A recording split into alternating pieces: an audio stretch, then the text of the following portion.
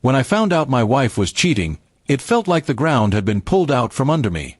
We had been married for 7 years, and I thought we were solid, sure, not perfect, but stable.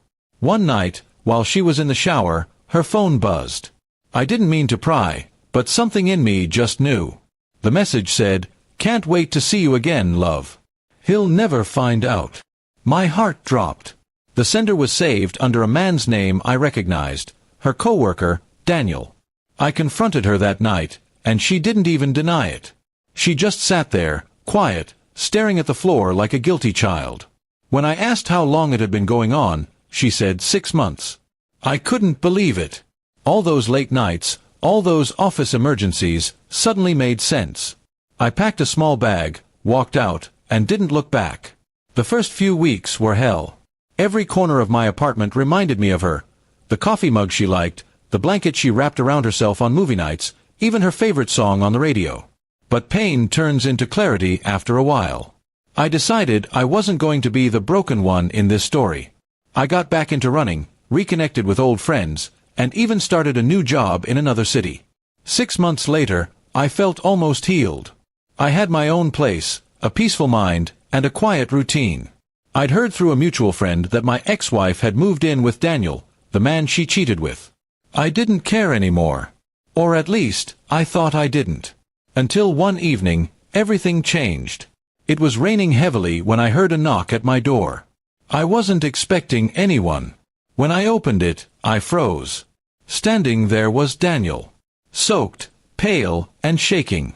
For a moment, I thought it was some twisted prank. But then he said something that chilled me to the bone. "She ruined my life too." I let him in, partly out of curiosity and partly because he looked like he was about to collapse. He sat on the edge of my couch, dripping water onto the floor, and told me everything.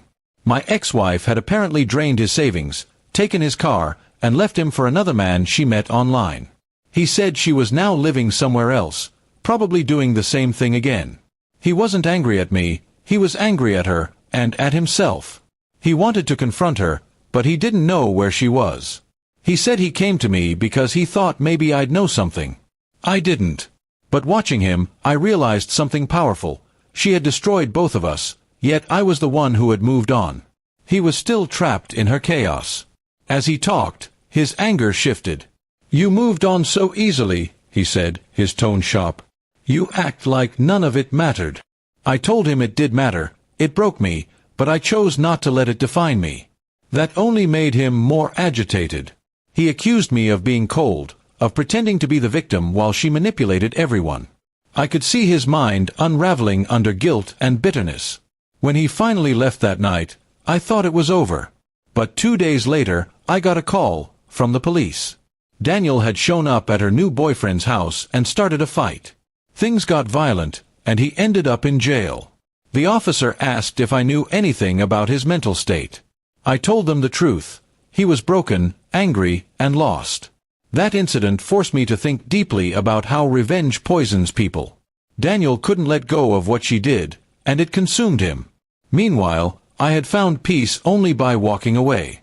I realized then that revenge doesn't heal pain, it just spreads it around like a disease. Months passed, and I heard no more about my ex or Daniel. Life became calm again. I even started dating someone new, someone kind and steady. She knew my story and admired how I handled it. It wasn't about being strong, it was about learning when to stop fighting ghosts. One afternoon, I got a letter. No return address, just my name written in a familiar, shaky handwriting. It was from Daniel. From prison. He wrote that he regretted everything, that he wished he had just moved on like I did. He said he'd finally understood that revenge wasn't worth it, that she wasn't worth it. I folded the letter and placed it in a drawer, not out of pity, but as a reminder. A reminder of what I'd escaped. Love can blind you, betrayal can burn you, but holding on to either for too long will destroy you. I chose to let go. He didn't. Now, when I look back, I don't see her face anymore. I see my own reflection, stronger, calmer, wiser. I see the man who walked away and rebuilt himself. Because sometimes, the best revenge isn't hurting the person who broke you. It's becoming someone they can never break again.